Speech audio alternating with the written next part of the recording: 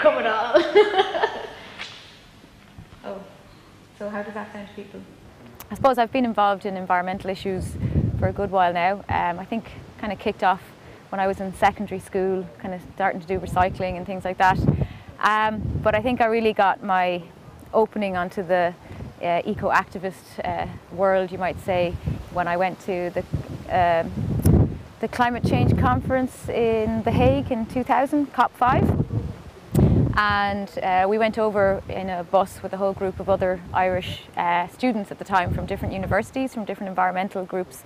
And we really, I think, it was a real eye-opener for so many people, because we really got a feel for how important those issues were on an international level, because I think we kind of always feel a little isolated in Ireland, and the activist scene can be a little small sometimes. Is that a good proposal? Oh, Michael, you have something? Just I wonder, like, if you set your neighbourhood meetings like 8:30 to 9:30, and they're actually going to run from 9 to. I mean, is that conception for when to start the meetings, or is this sort of 2 hours of meetings every morning? Like, I don't think that would. It's only 2 hours of meeting if you're the spokesperson.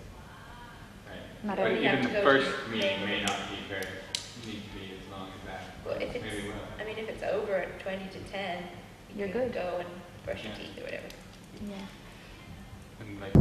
I got involved in the climate camp when a few of us went over to the climate camp in the UK last year, and we were really impressed and inspired by the kind of energy that was generated there and the kind of professionalism, the activism that we saw in the UK.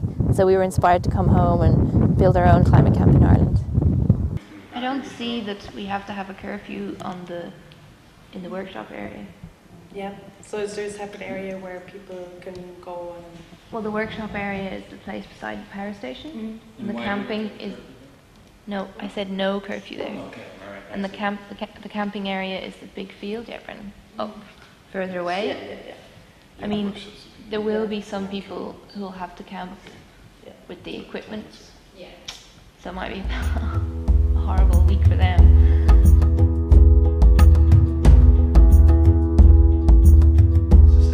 I'm not the conscience of the world. I grew up having to follow my own little trail. The world didn't worry about me, and I'm not being tunnel vision now, but I'm just saying I have worked for 40-something years. Everybody here wants to.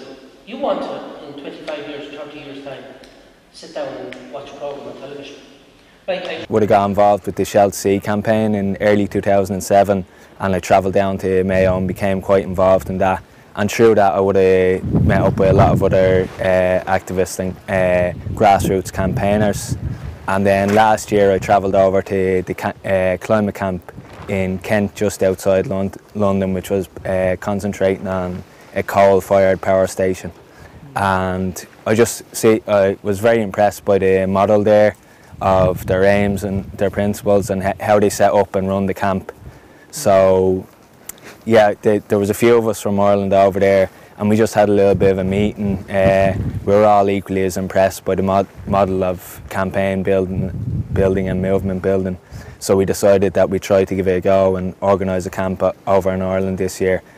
The other thing I was saying about peat, you know, you talk about in the green or the environmental blue or footprint or whatever about the peat. You know, if that was a coal burning station, you know, you'd have to transport it from Wales or from Germany or Poland or whatever. You'd have to come all the way here, burn it, and it would probably have more emissions than. So I mean, as energies go, an indigenous energy that supports an Irish economy, a local economy here, is a much better